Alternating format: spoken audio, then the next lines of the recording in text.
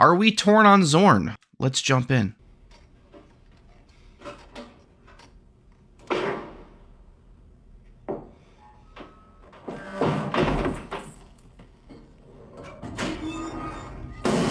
Yeah.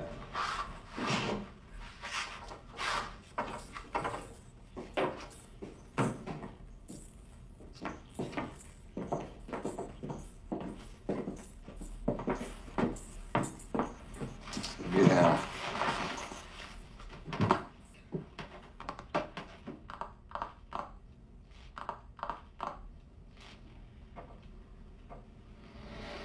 Which one of you want to do first? I ain't for sure yet. How's it going, folks? Welcome back to the Snap Academy. I'm Muse, and today we are talking about our new card in Zorn. Zorn is a 2/3 with the ability, after any 3 or 4 cost card is played here, move it to another location. Zorn is kind of in a few different packages right now. A lot of people are putting him in the Scream package so that, you're moving your opponent's other things, kind of like auto move Scream, which is cool, but not where I wanted. I really wanted to use Zorn as an enabler for my own deck, which is where I really focused on building this deck around and popping out some kind of old goody cards. But before we jump into that, let's talk about what you, the community, had to say about Zorn. Every week I post a poll on YouTube getting your guys' thoughts on the new card, asking how you guys are going to pick it up. So 11% of you said you are picking him straight up with 6,000 tokens. 25% of you said you were waiting on this sweet video right here. 11% of you said you were going to pick him up with the 5K collector's packs, hopefully getting some extra goodies along the way. And 52% of you, over half, a little over half, said that you were just going to pass on Zorn, which I actually kind of think might be not necessarily a bad idea, but I would think about it more, especially after watching the video, watching, other creators talking about Zorn, the builds they're doing, and what they really think about it. I myself had a lot of fun with Zorn.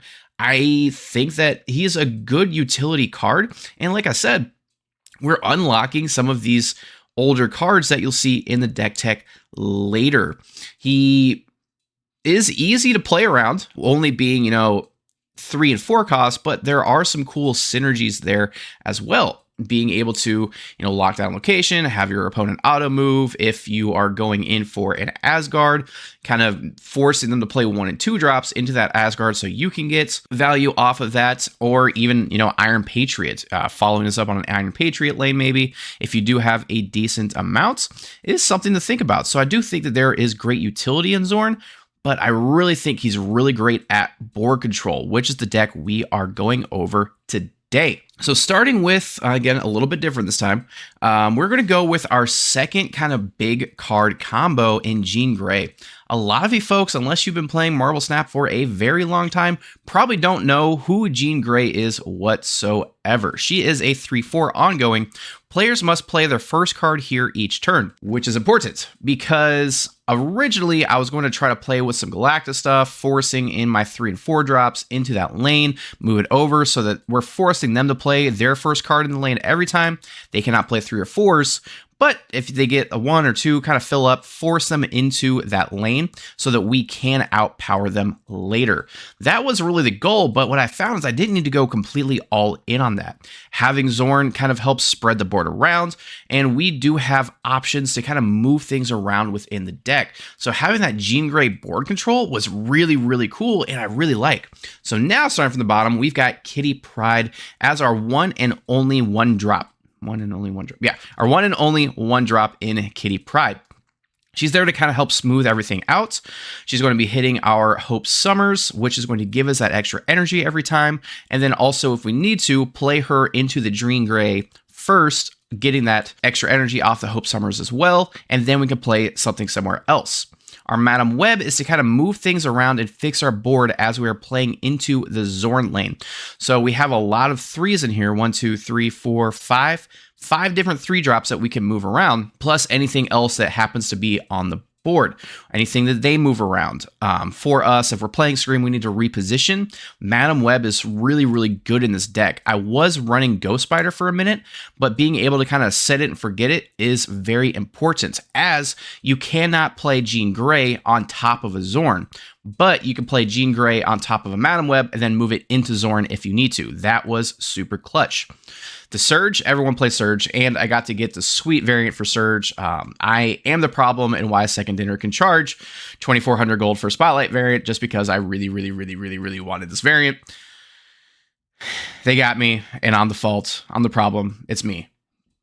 Zorn, obviously staple. Vulture is going to be our one and only really big scaler before we get to some of our larger cards. So Vulture moving and getting +3 power. No, it's more than that. +6 power. Wow. Immediately becoming a 3/9 when you play him on top of a Zorn. Now, if you do get lucky, you get Zorn into Vulture, and that Vulture goes onto a Madam Web lane, then you can move it again for another +6. You're not banking on that because we do have a very, very high top end. The Jean Grey, we're going to be locking down those lanes, playing Jean Grey into a Zorn lane. Again, that moves the Jean Grey, but if you play Jean Grey first and then Zorn on 4, you could do like Zorn, Madam Web somewhere else. That way you can really set up your kind of location control for yourself. Red Wing, we're bringing Red Wing back. This is another card that you probably don't know about. 3/5, the first time this moves, add a card from your hand to the old location. So we do have 3 larger cards that we're going to either ramp into or pull down with a Red Wing. More on that in a second. Luna Snow, 3/6. We're going to just kind of ramp into some more energy. If we need to fill up our lane, we can do that. Or just being able to ramp out into a Professor X, a Red Hulk, a Magneto, getting one of those bigger cards down earlier. So the Professor X, I absolutely love in this deck because we're forcing people to play into the Jean Grey lane, and we can move out, but the Professor X is going to lock down any lane we want. So if we don't get our Jean Grey down, we still can kind of ramp out with the Hope Summers, get Professor X down on sometimes turn 4 if we do get that Luna Snow down, or get a little just kind of lucky, or if we get lucky and get some extra energy from the Hope Summers and the Kitty Pryde. But Professor X on 5 is pretty solid if we do have a lane that they either A, cannot play into, and we can, or we can even get that Professor X onto the Madam Web lane, lock down that lane, and then move it over to lock down another lane on turn 5 that we know that we're going to win. Or we can move in Professor X and then a Red Wing. There's actually a whole lot of utility to this because even if you do have the Professor X down, you can move it out of that lane that you originally could not play into, and then move it out if you have the Madam Web, and then play something on top of that. But your opponent cannot. They are forced to do whatever the current board state is, but you can move your own board state. Same thing with Jean Grey. If you are pretty close to filling up that location and there's another location you want your opponent to play into, you can move that Jean Grey with the Madam Web. A lot of utility, a lot of mind games that they cannot play around. Red Hulk, Magneto, they're just big. I like the Magneto for the synergy with the Zorn. It's the whole backstory in the new X-Men where Zorn thought that he was Magneto, but he's really not. It's a whole thing. Go read the comics. I started them. They're pretty solid with the new X-Men. Now that we have the whole deck tech, follow along in the link in the description below. And if you do enjoy this, make sure that you are subscribed to the channel. Truly helps everything grow. And let's jump into the pilot.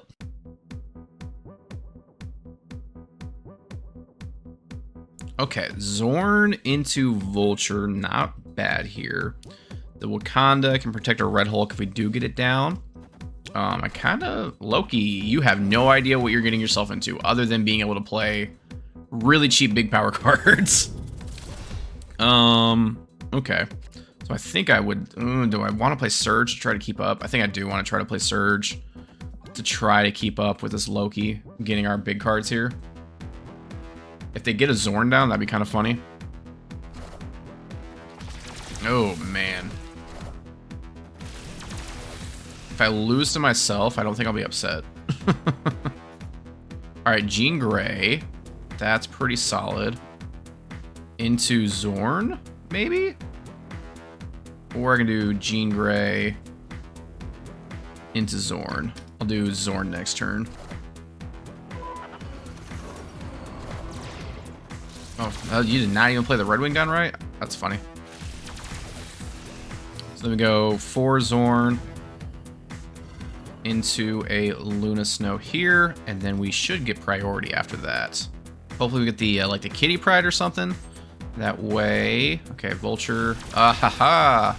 Too early.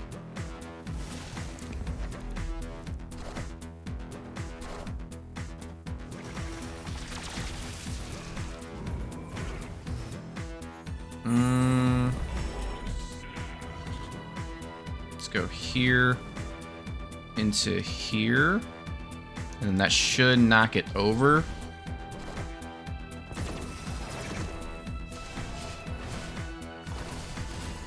Hope Summers, Blob. All right, so we do have options here. Okay, we can move that with the Madam Web. That's a good call here. Kitty Pride, perfect. All right, so we can go here, Kitty Pride. They've got Prio into Red Hulk. Snap back on them. For 8 cubes here. Yeah, they kind of ate everything with the Blob, so I don't know if they have really any utility anymore. Getting a whole lot of power from the Vulture. Magneto, not going to do it. I don't know why they didn't play the Magneto mid. Probably because they were expecting me to Shang, I'm not sure. But 8 cubes with the board control against the Loki, not having any idea what was going on in this deck. That's kind of funny. We did get the Zorn. Okay, we got the Zorn Red Wing, so we might be able to lock down a location with the Prof X.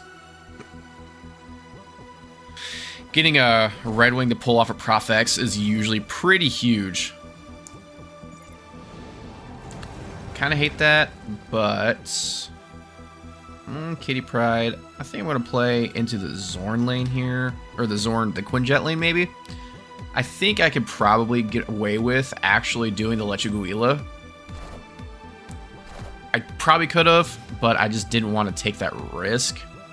So there's a lot more cards in hand now. I don't think I mind pulling a few of these. I want to give it one more turn. That way I can get a couple more cards in my hand, because pulling a Kitty Pride on the Red Wing kind of sucks. So, okay, this is helpful maybe. We'll go Red Wing into Madam Web just to kind of get that blown up, or I might do Red Wing into Kitty Pride into Vibranium. That way if we do get the Professor X, we're happy with that, because we do have that little bit of extra power there. Hopefully pulling down the Professor X.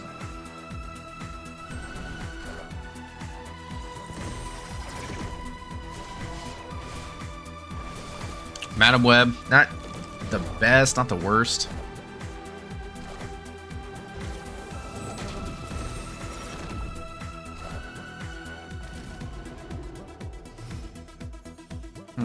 I still can lock this down with Professor X, I believe. Yes, I can. And then if I can move something else out later, and then I also have the Magneto / the Red Hulk to kind of lock everything in as well. So we can hold here, and then try to lock it down with Professor X.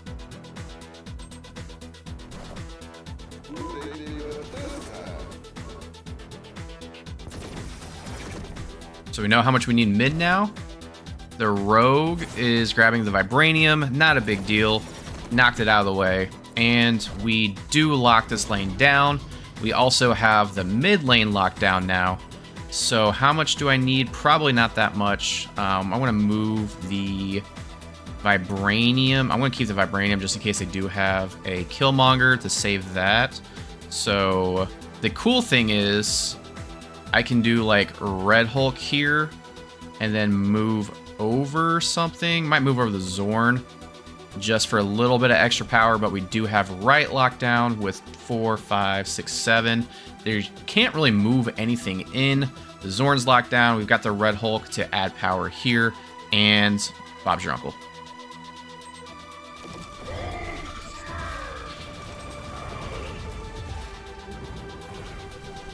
Careless Whisper. you've been shouted at. I don't know. I wanted to do a cool tagline there, but no, yeah, that was super solid. Being able to lock that down, the Zorn had huge utility there. Being able to grab everything over. I think that they wanted to snipe that Madam Web to get something back in. And then, yeah, just locking down that mid lane with the Zorn kind of knocking everything over. At least that last Nick Fury knockover. That was huge. And that's kind of the tech and utility of this deck. It's not necessarily completely interacting with each individual card itself. It's not a Shang-Chi. It's not an Enchantress. It's just saying, no, you're not playing here. This is now my lane. Go away. And that's kind of the focus of the deck. That was super cool highlights there, and let's kind of finish up our thoughts. So overall, I am going to give Zorn I think 3.5 to 4 stars. I do really like the utility of Zorn. I like what he's bringing to the table. It's something very different. I know a lot of people were very down on Zorn. I'm probably on the higher side, especially playing in this kind of super control deck. Being able to play some of these old cards like Red Wing, which is actually a newer Series 5 card, the Jean Grey, being able to do this lockdown utility stuff, absolutely fun, can be bonkers, and your opponent does not see it coming, which is very important in Marvel Snap as we're getting tighter and tighter deck list. Your opponent doesn't know what to play into. Like our last one, they did have that Wiccan down. They had a lot and everything that they needed, but couldn't play around it because we just controlled the whole board as opposed to focusing on, you know, one Shang-Chi. Let's focus on the entire lane, control that lane, make it ours. That's why I really like the Zorn and making this new kind of play pattern and almost new archetype of just straight up board control. So if you enjoy these deck techs and highlights, make sure you snap those like and subscribe buttons so that you know every time we drop a new one. Shout out to Jason, our celestial being, over on YouTube, getting all the content early and, you know, just having his own little VIP channel in the Discord. If that is something that interests you and you do want to get all of these videos at least a day early, sometimes a couple weeks on the longer running kind of video episode channels, consider joining the YouTube membership program and all the other fun stuff along the way. So until next time, happy snapping.